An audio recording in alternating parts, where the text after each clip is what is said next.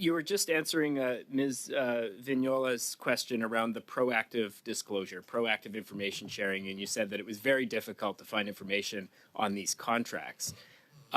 Is it your sense that there's a somewhat nefarious practice to prevent transparency, or is this just incompetence and people not following the rules because it takes time and it costs money and they don't want to do it? What's going on here? So I do know that there's a resourcing issue, right? So again, we would not be alone in saying that the need for resources is real in the procurement community. I can't speak to proactive disclosure specifically. I know Derek was leaning in, so I imagine he has something a little bit more intelligent to say than what I'm offering. But 20 seconds, we better shift to him. Okay. No, I would like to think it's a resourcing issue and training and development as opposed to anything else. And this is at the department as opposed to on the part of the contractors. Correct.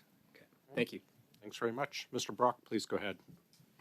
Thank you, Chair, and thank you, gentlemen. Thank you for your report. Thank you for your transparency on this extremely important issue. I want to just circle back a little bit. There's a couple of comments that you prefaced earlier today that we have to focus in, this was during the pandemic, we had to move very quickly on this particular app.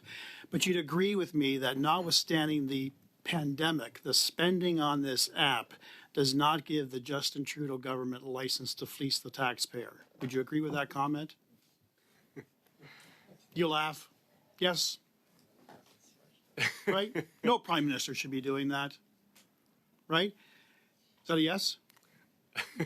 It's no comment. No comment. Let's deal with the elephant in the room. The elephant in the room is the expansion of outsourcing. Last year alone, $14.6 billion was spent on federal outsourcing. This was 74% higher than when Justin Trudeau took government in 2015. He promised in 2015 to cut back down on the use of external consultants. But here we have GC Strategies, a two-person basement firm that since 2017 has received $46 million in taxpayer funds. And to your point, with zero IT experience, they are merely consultants. This despite the fact that Justin Trudeau, since the pandemic, has increased the federal public service by close to 40%. So, instead of hiring his own people in their own departments to find the IT professionals, we have GC Strategies and the shoddy work that GC Strategies has done. You'd agree with that concept? I would agree. Right. $25.3 million on the ArriveCan app went to GC Strategies, correct?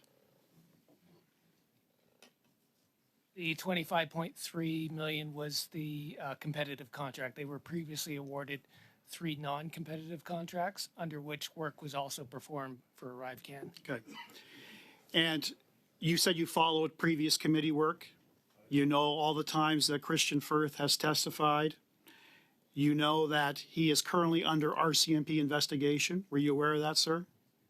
So I wasn't aware of the status of the RCMP investigation. I was aware that there was allegations that there was RCMP investigations. Right. Were you aware that he openly admitted to doctoring the resumes of some of the clients that he was working with to ensure that they would qualify for funding? Were you aware of that? I did watch the testimony, yes. Right, which is a fraud. It's a form of fraud. It's a forgery.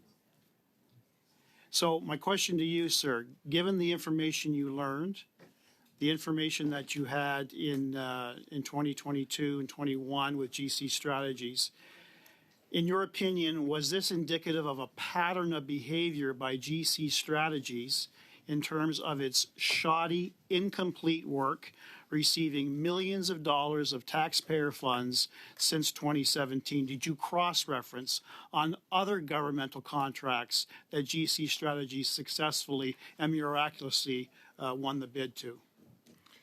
So, Mr. Chair, thank you for the question. we have to remain focused on it's the practices of the department that was ultimately subjected the review. There was no focus on a specific supplier. Where there were specific suppliers mentioned in the report, it was for transparency purposes. So I don't want to give the perception that we were somehow reviewing GC strategies. We were not. I get that. Yeah. I get that. But did it pique your interest, though, sir, in terms of everything you've heard by way of the irregularity by which GC Strategies operates business? Absolutely. Okay. The other aspect I want to touch upon, I've got a half a minute. With all the problems and irregularities that you pointed out in your report, could all of this be fixed by regulation? So I think the answer is more complex than likely the time allows. I will say a number of structural changes are required. The complexity of the procurement animal is so great that you do have entities that exist only for helping other firms comply with the set of regulations.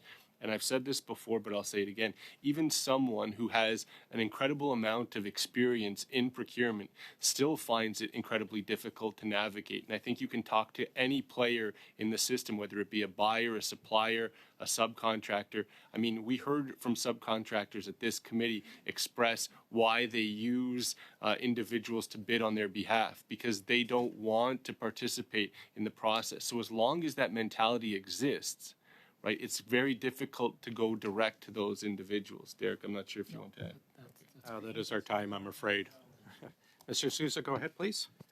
It's important to note that Christian Firth was awarded many contracts by the former Conservative government as well.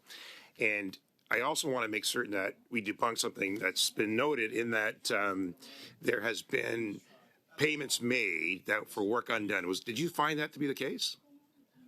Sorry, I apologize. I had a difficult Were time payments hearing. made that for work that was not done? So I'll just reiterate, we did not look at the actual payments. So, but you don't have that reference. You don't know that to be the Right, case. Okay. right.